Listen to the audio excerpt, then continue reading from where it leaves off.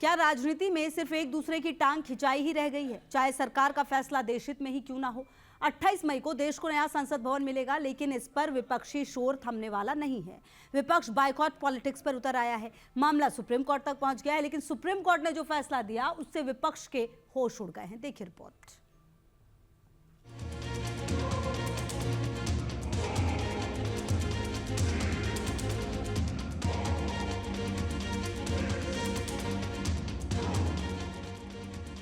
सिर्फ 35 घंटे, बस इतना ही वक्त बचा है देश को नई संसद मिलने में। लेकिन लोकतंत्र की इस आलीशान इमारत को लेकर विवाद अभी भी थमने का नाम नहीं ले रहा है।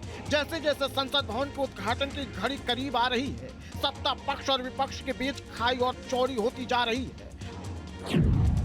फिलहाल 21 राजनीतिक दलों ने उद्घाटन समारोह के बहिष्कार का ऐलान किया है, जबकि 25 दल ऐसे हैं जिन्हें संसद भवन के उद्घाटन का बेसब्री से इंतजार है, जो सरकार के फैसले के साथ खड़े नजर आ रहे हैं।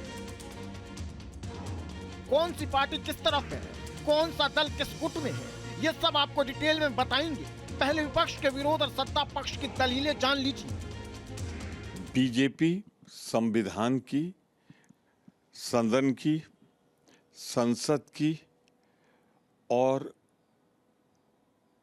मैं कहूंगा महामहिम राष्ट्रपति की अवमानना कर रही है। मैं यही आग्रह करूंगा कि जिन दलों ने समारोह के बहिष्कार का निर्णय लिया है, वे अपने फैसले पर राजनीतिक लाभ हानि से परे जाकर वह पुनर्विचार करें और इस समारोह में भाग लेकर ऐतिहासिक क्षण के वह साक्षी बने।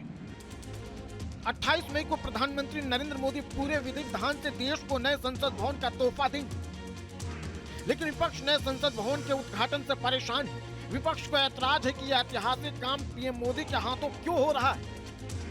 विपक्ष नए संसद भवन का उद्घाटन राष्ट्रपति के हाथों कराने की मांग कर रहा है, संविधान का हवाला दे रहा है। मोदी सरकार पर दबाव बनाने के लिए बायकॉट की राजनीति पर उतर आया है। सवाल यह है कि इसका बहिष्कार कितना जायज है। क्या विरोध कर रहे दलों के सांसद नए संसद भवन में नहीं बैठेंगे, या फिर उनका ये विरोध सिर्फ सियासी और पीएम मोदी को लेकर ही है?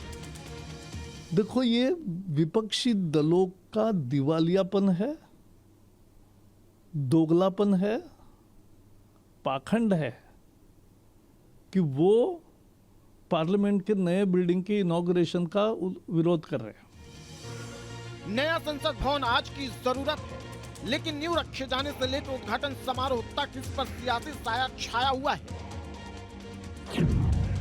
कांग्रेस, टीएमसी, शिवसेना, उद्धव, समाजवादी पार्टी, जेडीयू और आरजेडी इसका विरोध कर रही है, तो एनडीए में शामिल दल तो इसमें शिरकत कर ही रहे हैं। इसके इतर आंध्र प्रदेश के सीएम और वाईएसआर कांग्रेस अध्यक्ष जगन मोहन रेड्डी और ओडिशा के सीएम और बीजू जनता दल के अध्यक्ष नवीन पटनायक के साथ बीएसपी सुप्रीमो मायावती भी नए संसद भवन के उद्घाटन समारोह में हिस्सा लेंगे।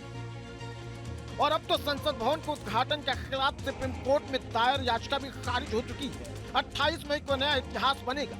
भारत को आजादी के बाद बना हुआ एक नया संसद भवन मिलेगा, जो आधुनिक सुविधाओं से लैस है, जिसमें ज्यादा सदस्यों के बैठने की सुविधा है।